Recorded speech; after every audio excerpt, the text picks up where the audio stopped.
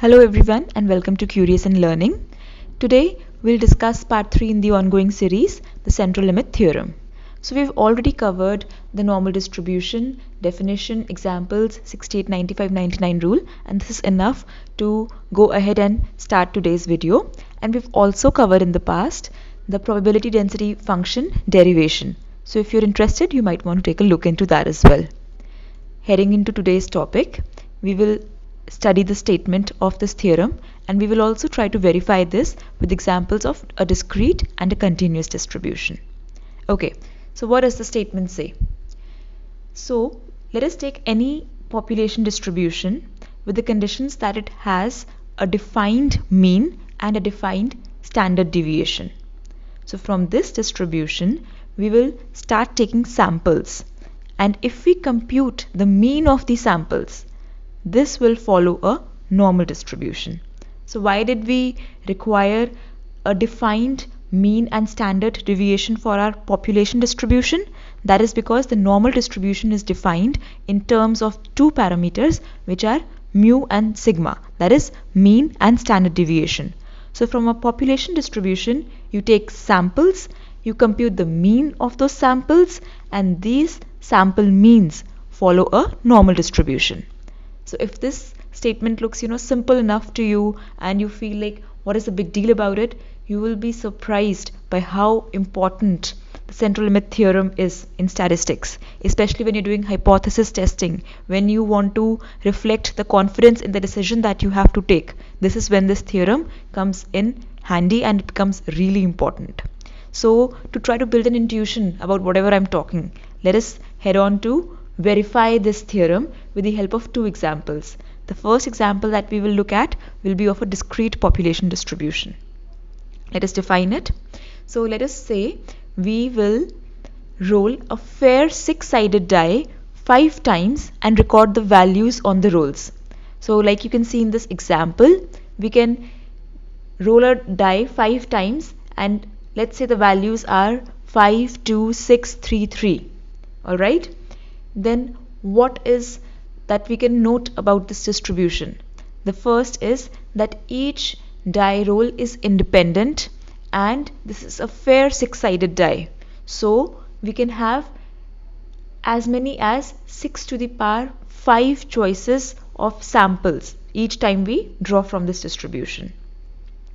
And each of these samples is equally likely. Why? Because these die rolls are independent and the die is fair. Okay.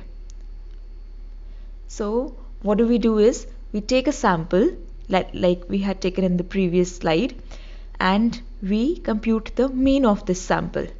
We also create a list where we will maintain all these sample means. We take another sample, compute its mean and append it in our list. We keep doing this again and again, and we do it for let's say 500 times, and we have a list ready of these sample means. Let us try to plot this list of sample means. How do we plot it? In the form of a histogram. And this is what it looks like. So now you might be wondering, oh yeah, this does look like a bell curve a little bit. I mean, we have some conflicting peaks around 3.5, but if you look at it, it still starts taking the shape of a normal distribution. Not very smooth, not exactly like that, but it is somewhere in that direction. So that is also what the theorem says. So now the idea is to understand like for what number of samples or the size of samples and how many times do we draw these samples, will this exactly start looking like a normal distribution or very very close to a normal distribution. So we will now exactly try to play with these parameters. So let's prepare a table and start taking a sample of 20, and we take this samples 200 times from the population distribution. We plot the histogram and it looks something like this. So I've also overlaid the normal distribution, and you will see that it is not the histogram that we have obtained is not very close to a normal distribution because we clearly have two conflicting peaks. So clearly a sample of size 20 is too less for this theorem to follow. So let us see that it is only the sample size or the number of times we draw the sample, could that also matter? So we do that. This looks better than the previous histogram, but there are still conflicting peaks. We cannot still with confidence say that this is very close to a normal distribution. And I have taken as many as 1,000 times the sample and plotted a histogram. It is looking much better than the previous two, but again there are conflicting peaks around 3.5, and the mean of the sample means does not coincide with that of the normal distribution mean. So let us increase the sample size. Oh my god, this starts looking better. Better how? The conflicting peaks are not as much. Around 3.5 we have just one peak which increases our confidence in the right mean that we have obtained. Let us increase the number of times we do the experiment, and again the conflicting peaks are not at all there. Around 3.5 we see there is a clear shape of the histogram going up, so that we know that this clearly tells us that the mean is somewhere around 3.5. Let us do it for 1,000 examples. It is still very close to 3.5. I know it's a little away from 3.5, but we still know that around 3.5 is where the majority of the sample means occur. Then let's increase the sample size to 40, and now this gives a much better picture. We clearly know that 3.5 is where the sample means occur maximally, 3.5 or around it. We increase the number of times we do this sampling and see again around 3.5 we have the majority occurring. Then we have increased the sample size as well as the number of times we do this experiment, and the normal shape does start occurring. That bell shape does occur more prominently as opposed to the other cases. So there are two very important observations if you will notice in here, which is one, an increase in sample size S implies a better estimate of mean, which is very clearly being shown in the graphs or the histograms as well, that whenever we had a better sample size there were not as many conflicting peaks, and we clearly knew where the mean was lying, or at least a better sense of range of the mean. With an increase in the number of samples, that is n, we had a smaller variance in distribution. So if you visit those histograms again, the spread of the histogram was lesser with increasing n, or the number of samples being drawn. We would also note here that a lot of textbooks and references mention that a sample size of minimum 30 or 40 should be taken. That is, we have already seen that an improving sample size gives a better normal shape. So if we can generously sample from our distribution, it will come very close to a normal distribution. Let's look at such an example as well. So here I have taken a sample of 100, and I take such samples 5,000 times, and look how beautifully it fits into a normal distribution or a bell-shaped curve. So for a discrete distribution we have come very close to verifying this theorem. Let us try to do this same thing with a continuous population distribution. Okay, so let us consider a beta distribution which has parameters a and b. So if you do not have much of an intuition for what a beta distribution is, do not worry, let us just look at it right over here. So let's say our parameters a and b are 1 and 1 respectively. Then the beta distribution looks something like this. If you notice, it looks pretty much like a uniform distribution. Alright, if I change the parameters to 2 and 2 respectively, then the beta distribution takes an differently amazing shape. Alright, and if I change the parameters to 2 and 5, the shape changes altogether again.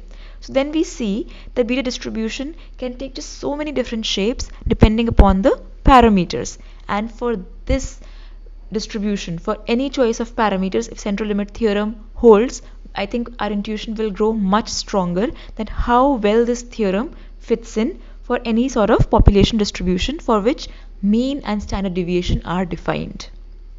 Okay, so let us take the example of the beta distribution where the parameters are 2 and 5 respectively, and we try to verify our theorem. We do the same thing again which we had done. We take a sample of 20 from the beta distribution and we do this sampling 500 times. Now if I plot you will see that this actually starts looking like a bell-shaped curve. Like we had the case initially, it may not be exactly like the bell-shaped curve, but it is pretty close to that, and we will be interested in looking at more examples of sample size and number of times we sample to verify our claim. Okay, so we take this table again and verify. So again, like we had initially, right, with a sample size of 30, and if we repeat this experiment 500 times, we have conflicting peaks. It is not as good. Like, we cannot with surety say where the mean is. Is it towards the left of 0.275 or to the right? Because both of those places we have two means. So then sample size of 30 is definitely not enough. Let us do it 1000 times. This increases our confidence in the mean, and if you will observe, the variance in the distribution has also narrowed down or become lesser. We take a sample of 50, sample size is 50, and then plot it. You will observe that the confidence in the mean has become greater compared to a lower sample size and lower number of times of experiment or sampling. Now let us do this for sample size 50 as well as number of times we repeat the sampling process as 1000. Here we will see that the bell shape has become better. There are still conflicting peaks, but this can still again be overcome by repeating this experiment a little more number of times. And you have to note this, that since this process is random, sampling is random, it will be a different result again each time you repeat this process. So you have to do it a couple of times to be sure of what result you get and you will place confidence in. So what we can do is, in fact, increase the sample size to a decent number, which is 100, and increase the number of times we sample to again a decent number, which is 5000. And then look at this, how beautiful of a bell-shaped curve do we obtain. And this, the mean of the sample means and the population mean converge, which again builds our confidence of what we are looking at. The variance has also greatly reduced. Within like just 0.29 to 0.33, we have 3 standard deviations. That is, within a difference of 0.04, I believe, we have 3 standard deviations. So this was a central limit theorem, and in the next video we will look at the proof of central limit theorem. If there is anything else that you would like to learn, please let me know, and also let me know what you thought about this video. See you again next time.